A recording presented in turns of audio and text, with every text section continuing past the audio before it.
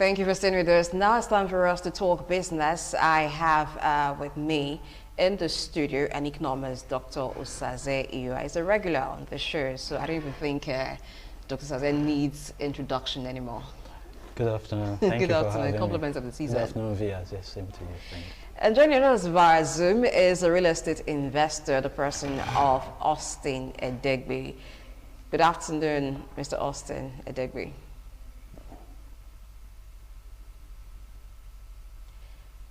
Hello, can you hear us?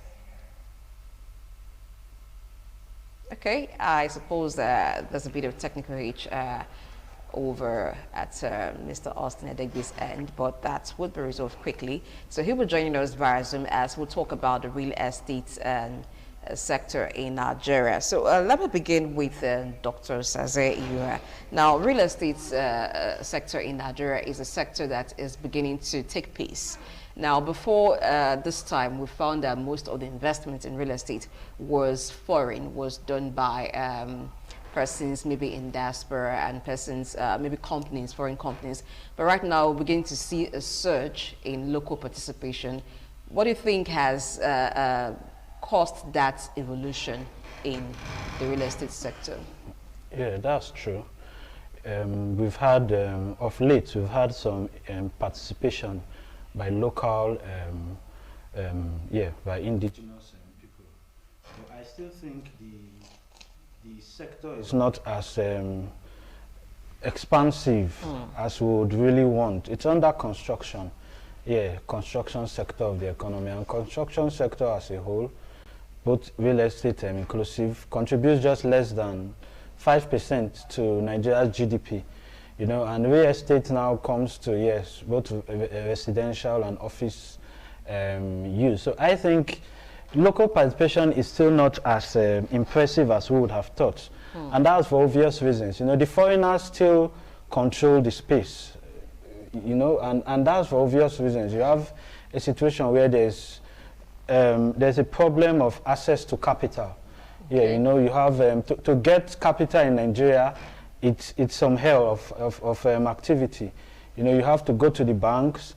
Most times the banks are not even willing to, you know, because somebody comes and tells the bank that they want to engage in export and import business, that in 1 month the bank will get their returns quickly, and you are coming for an real estate person, you want to carry out construction on real estate, you know, the time it takes before you get your returns, 10, 20, 30, even 50 years.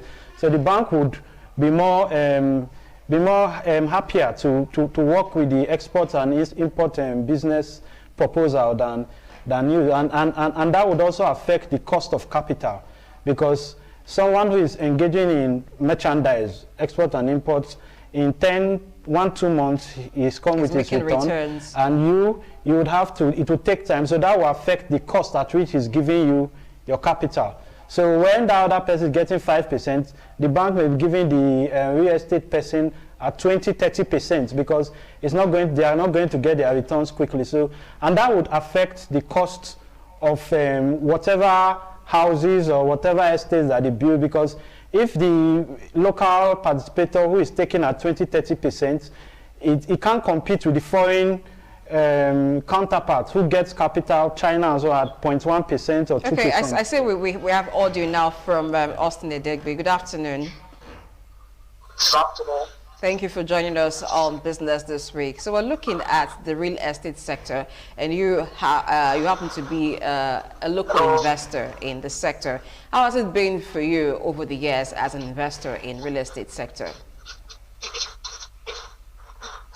Okay, good afternoon, my listener. So, as a real estate investor in our government meeting, the government have to play a good role in the real estate sector. The real estate sector is for it to be in a good and in a normal standard way for a real estate to grow. That's not really be an easy thing. Good access rules. The government have to work on a good access rule. But when there's a good access rule, real estate will move fast, real estate will pay for the good and the accessible place for everybody to live. Then practically we managing here in the name, roads have been our challenge. Then for a few 2-3 years now, kudos to governor of Edo State, and that are able to reach some communities to which we not have to be so accessible. It has not been easy for an accessible for waiting. Okay, what do you think is the edge that foreign investors currently have over local investors in real estate? Come again with the question. What do you think is the edge that foreign investors currently have over local investors in real estate? I can't get your question. The question is this. We're encouraging local participation. There have been talks for local investors to get into real estate and not leave it entirely to foreign investors. But it seemed like even though we're having local participation now, those foreign investors seem to have an edge, a competitive edge over local investors. Why do you think they have that edge? And what do you think is the edge they have? Okay, good. The edge is this, like as I said before, basic amenities. Because without government, real estate cannot flourish. Real estate establishes cities. Real estate grows cities. And real estate makes economic of the country to be grown. So for those local investors and foreign investors that are more smart than us, it's because of their environment. The government make it simple for them. The government give them accessible routes. The government give them lights. So when there's lights and there's an accessible route, everything will be okay.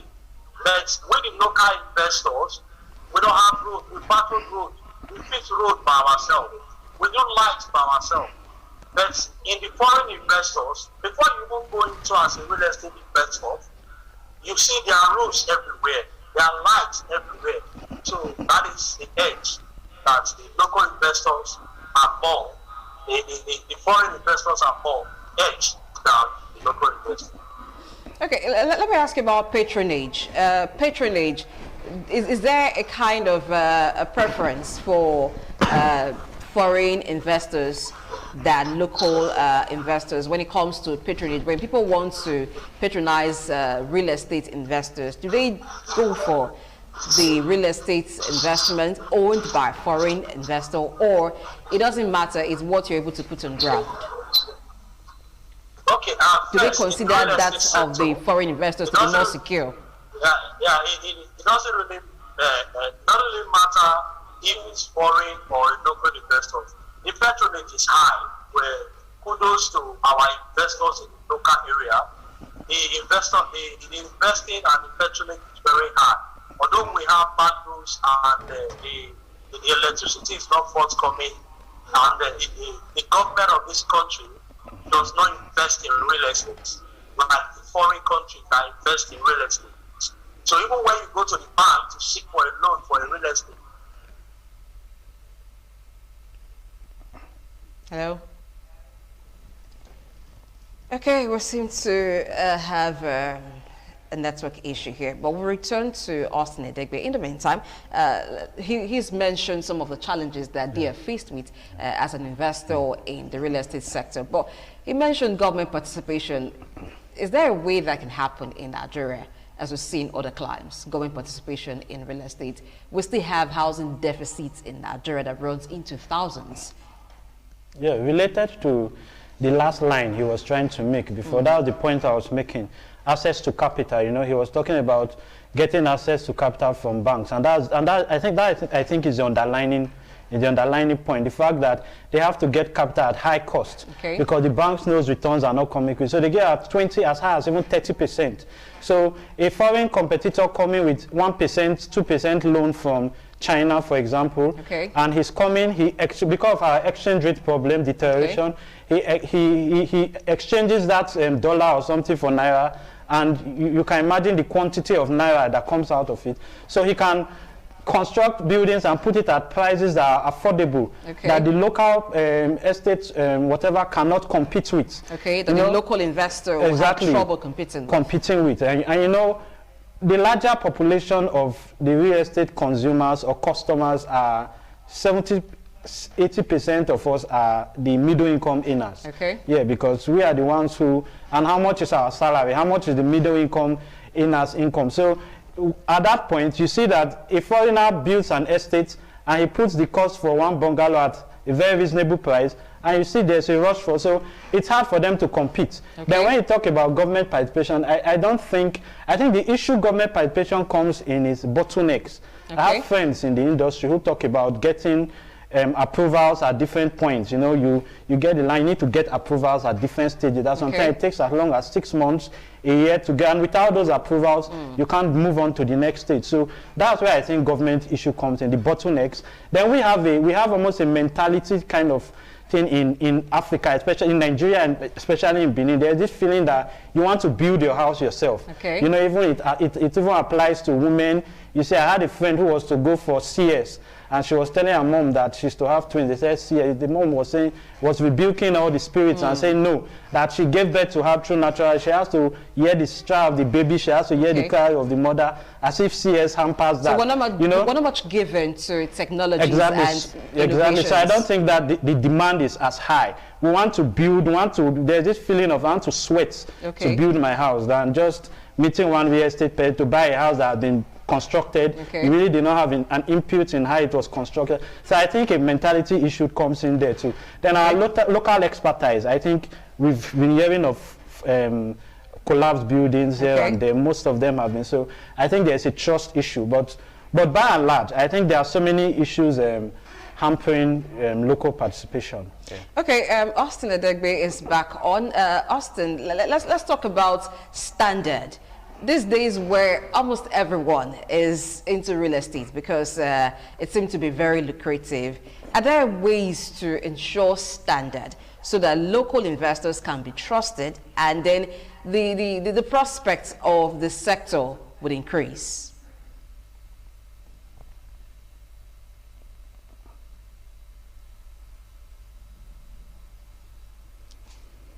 Hello, Austin, can you hear me?